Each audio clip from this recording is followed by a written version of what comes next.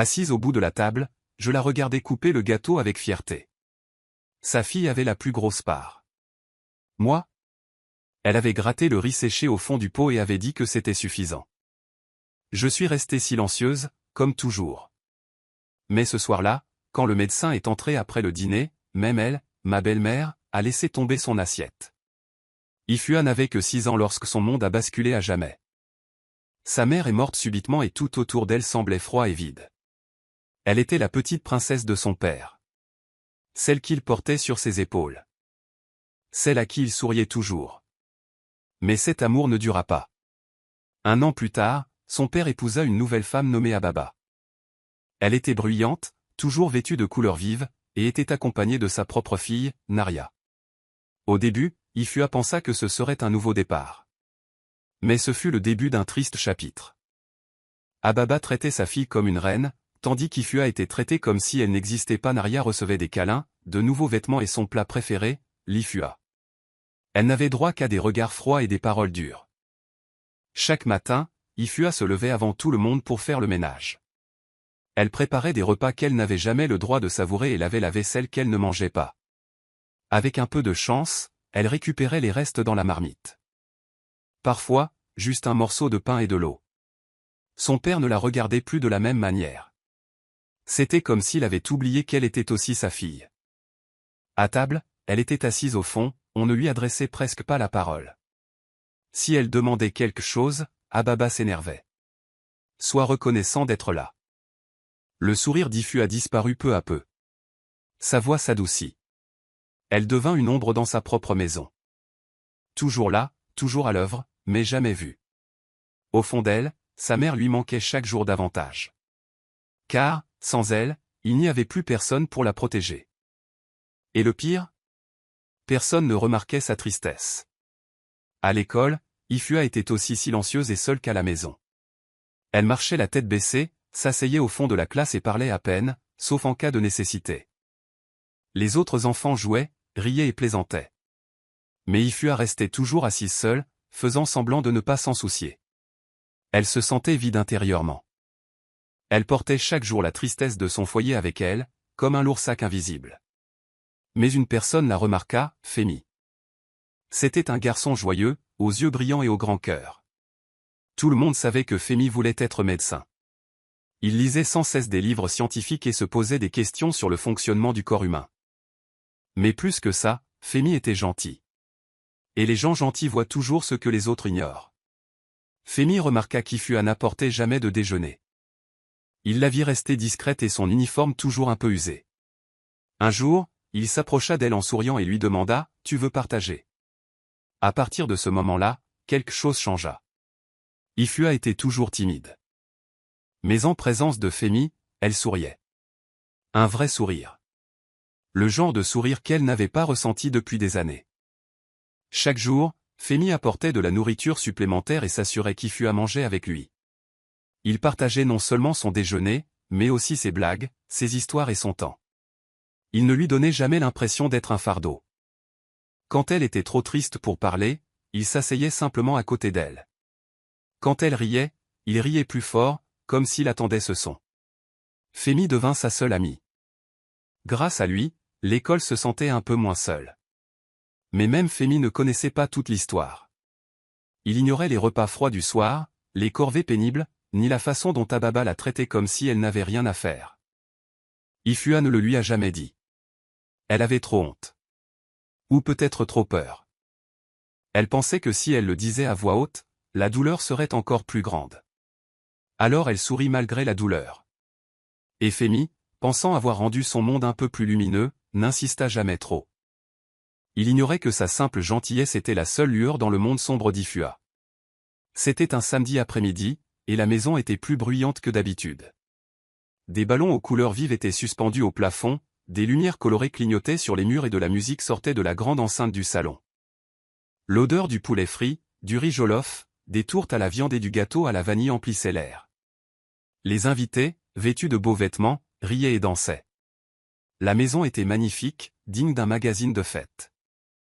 Mais cette fête n'était pas pour Ifua. C'était l'anniversaire de Naria, la fille d'Ababa. La fille qui avait toujours le dessus. Ifua avait aidé à nettoyer toute la maison ce matin-là. Elle avait frotté les sols, lavé les fenêtres, disposé les chaises et même aidé Ababa à décorer le gâteau.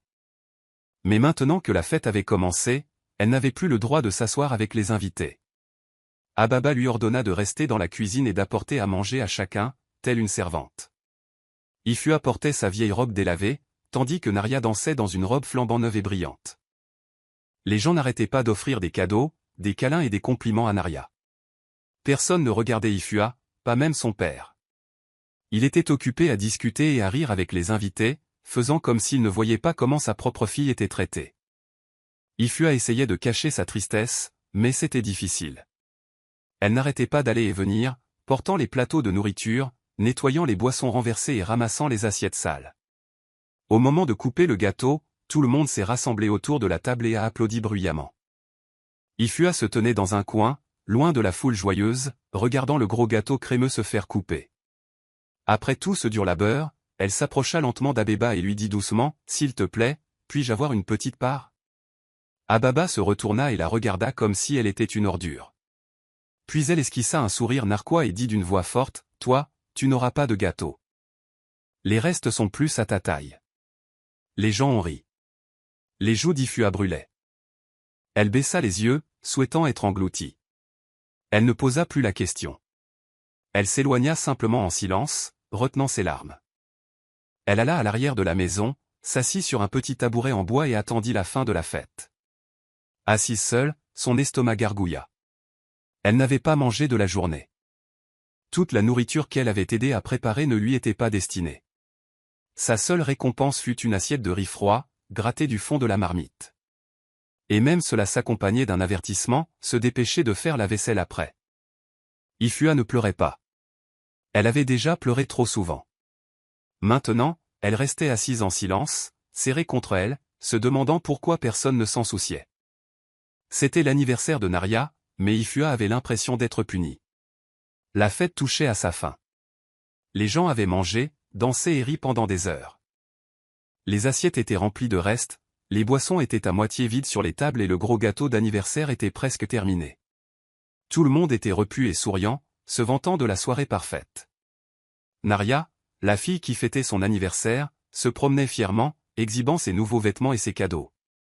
Ababa se tenait à ses côtés, souriant fièrement, comme si le monde n'appartenait qu'à eux deux. Ifua était dans la cuisine, faisant la vaisselle d'une main fatiguée. Ses pieds lui faisaient mal à force d'être resté debout toute la journée, son estomac encore vide, mais elle restait silencieuse. Elle restait toujours silencieuse.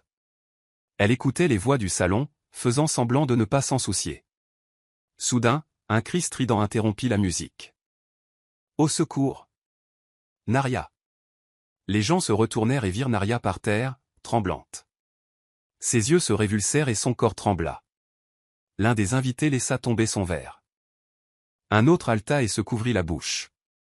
La panique envahit la pièce. Les chaises bougèrent, les gens crièrent, et quelqu'un hurla, appelez un médecin. Ababa courut vers sa fille et cria son nom. Narya! Narya! Réveille-toi! Elle tremblait en pleurant, ses mains ne sachant que faire. Toute la fierté de son visage s'était évanouie en quelques secondes. Sa fête parfaite s'était transformée en cauchemar. Ifua entendit le chaos et se précipita dehors. Son cœur battait fort. Elle ne comprenait pas ce qui se passait, mais elle savait qu'elle devait agir. Tandis que tout le monde restait figé, elle sortit en courant et appela les voisins à l'aide. L'un d'eux appela rapidement les secours. Pendant qu'ils attendaient, la respiration de Narya s'affaiblissait. La maison heureuse se transforma en une maison pleine de peur. Certains invités commencèrent à chuchoter. D'autres observaient Ababa, qui semblait maintenant pâle et confus. Personne ne remarqua Ifua, la fille qui restait toujours en retrait. Mais à cet instant, elle était la seule à avoir les idées claires. Même si elle avait été maltraitée toute la journée, elle ne restait pas immobile. Elle n'a pas abandonné. Elle a aidé. Et ce moment a tout changé. Car après cette chute, rien ne serait plus comme avant. Les invités souriants fronceraient bientôt les sourcils. La fière mère serait bientôt interrogée. Et la fille silencieuse, celle qu'on ignorait toujours. Elle allait devenir le centre de tout. Personne ne le savait encore, mais la vérité allait éclater. Et tout a commencé par cette chute inattendue. Lorsque l'ambulance est arrivée avec l'équipe d'urgence, Femi était avec eux. Il était désormais interne en médecine, apprenant à intervenir en situation d'urgence réelle.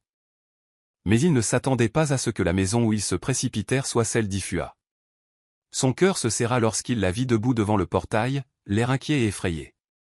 Elle n'avait pas beaucoup changé, juste plus mince, plus calme, mais toujours la même fille qui souriait autrefois à ses blagues à l'école. Femi et les médecins accoururent à l'intérieur.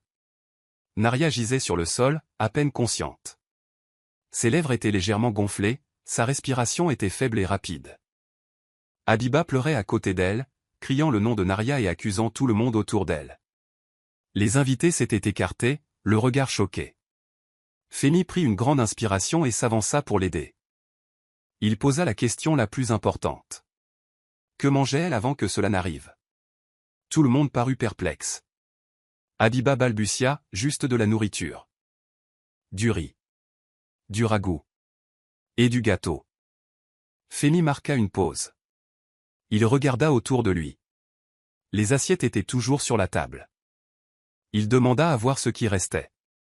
Un invité lui tendit une assiette avec un peu de riz et un reste de glaçage du gâteau d'anniversaire. Femi regarda attentivement, puis renifla le glaçage. Ses yeux se plissèrent. Quelque chose clochait. Il redemanda à Habiba. Le gâteau contenait-il des noix? Ou quelque chose à base d'huile de noix? Habiba fit un signe de la main. Non, non. Juste du glaçage normal. C'était une commande spéciale. J'ai dit à la boulangerie qu'il n'y avait pas de noix. Mais Femi n'était pas sûr. Il vérifia la boîte du gâteau et la liste des ingrédients qui avaient été jetés à la poubelle. Et voilà, c'était écrit clairement en petits caractères. Peut contenir des traces d'huile d'arachide. Cet instant figea tout dans l'esprit de Femi.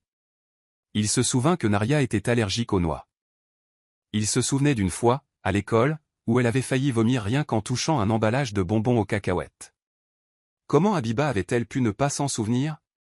Ou pire, l'avait-elle ignoré? Il regarda Ifua, qui se tenait silencieusement à la porte, les mains jointes. Elle n'avait pas mangé le gâteau. Elle n'y avait même pas touché. Et maintenant, étrangement, cela la protégeait. Femi se leva lentement. Quelque chose clochait. Pas seulement avec le gâteau, mais aussi avec l'atmosphère de la maison. La façon dont Ifua se tenait là, comme une invitée dans sa propre maison. Il le sentait au plus profond de lui-même. Il y avait plus dans cette histoire.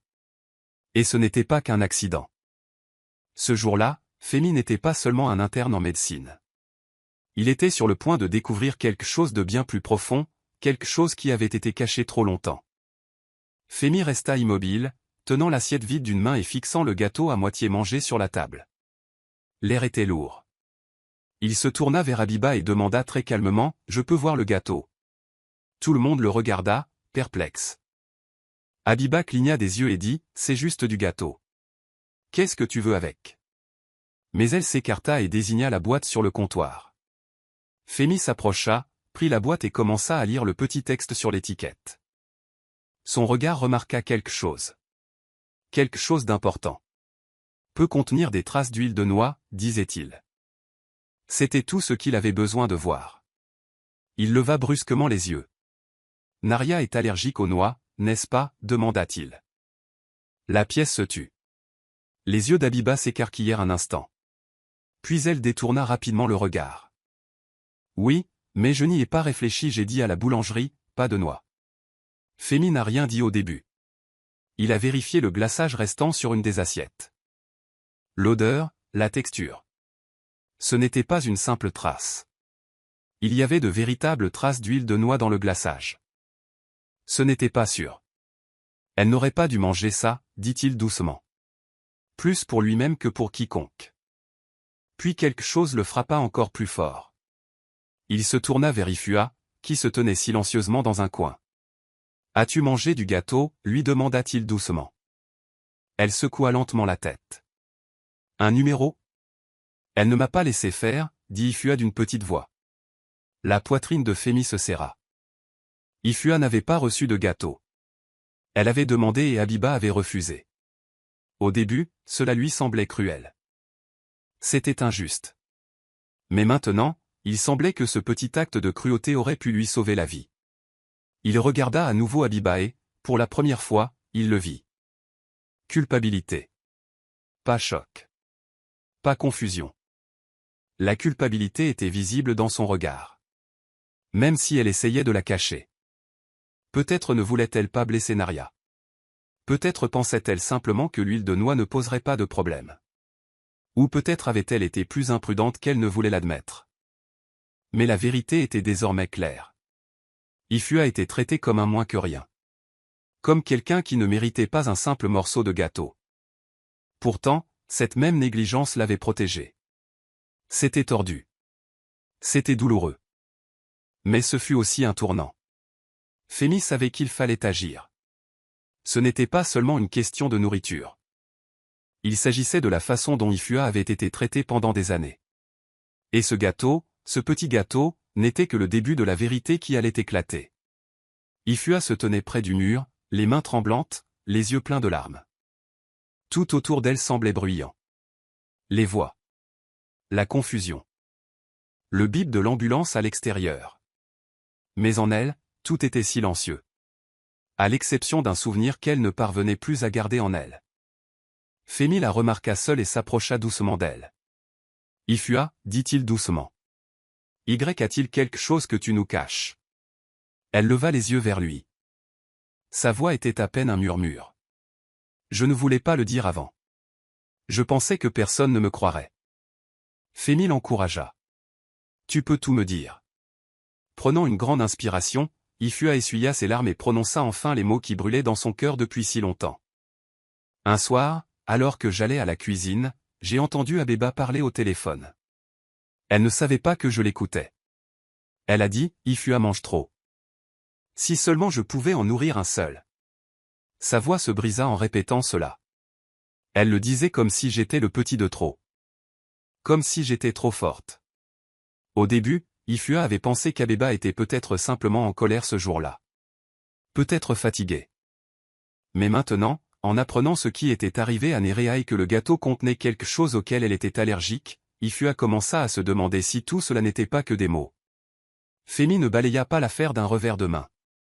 Il ne dit pas, oh, elle ne le pensait pas. Numéro. Il avait l'air sérieux.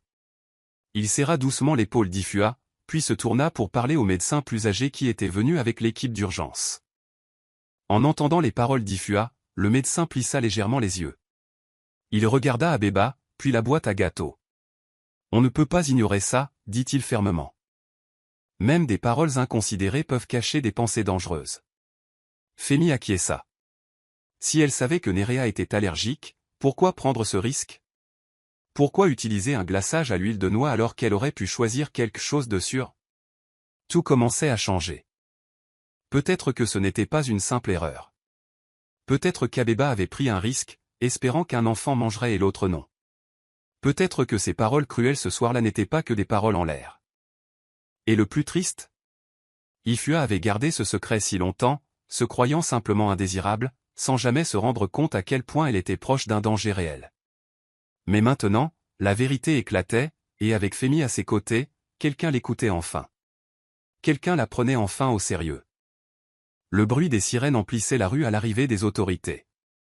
Les voisins regardaient par les fenêtres, chuchotant entre eux. À l'intérieur, rien n'était plus comme avant.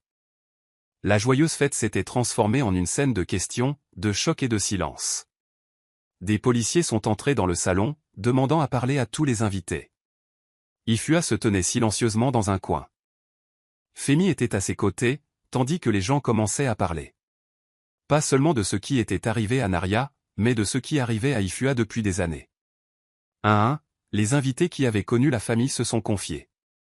Une tante a dit, « Je me suis toujours demandé pourquoi Ifua ne recevait jamais de cadeaux d'anniversaire, contrairement à Naria. » Un voisin a ajouté, « Je l'ai vu dehors laver du linge seul pendant que les autres mangeaient à l'intérieur. » Quelqu'un d'autre a murmuré, « Elle était toujours si maigre, toujours si silencieuse, comme si elle avait peur de respirer trop fort. » Tout s'est déroulé comme prévu. La façon dont Ifua a été traitée était non seulement injuste, mais cruelle. Les gens voyaient désormais les signes qu'ils avaient ignorés.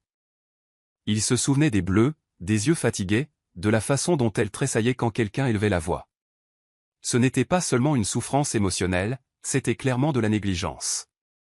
C'était presque un mal qui aurait pu lui coûter la vie. La police a écouté attentivement. Ils ont pris des photos du gâteau, de la nourriture, de la cuisine. Le médecin a expliqué l'utilisation de l'huile de noix et son danger pour une personne comme Naria. Ils prirent des notes tandis qu'Ifua racontait ce qu'elle avait entendu cette nuit-là. Abeba passa ce coup de fil cruel. Au milieu de tout cela, le père d'Ifua resta assis tranquillement sur le canapé. Son visage était pâle et empli de honte. Pendant des années, il avait cru aux douces paroles d'Abeba et ignoré la souffrance de sa propre fille. Maintenant, face à la vérité, il ne pouvait rien dire. Son silence était plus fort que n'importe quel cri. Il regarda Ifua, les larmes aux yeux, mais c'était trop tard. Ceux qui souriaient autrefois à Abeba la regardaient maintenant avec dégoût. Elle avait tenté de dissimuler ses actes sous des sourires et des fêtes, mais tout était désormais au grand jour. La vérité avait éclaté au grand jour et, pour la première fois, Ifua n'était plus une simple ombre dans un coin. C'était elle que tout le monde voyait, et il voyait enfin ce qu'elle avait vécu, ce à quoi elle avait survécu. Ifua se tenait au milieu de la pièce, les mains légèrement tremblantes, mais la voix ferme pour la première fois. La fille qui était toujours restée silencieuse, qui avait toujours endossé la responsabilité, qui avait toujours été mise de côté, parla enfin. Ses yeux étaient emplis de douleur, mais aussi de courage.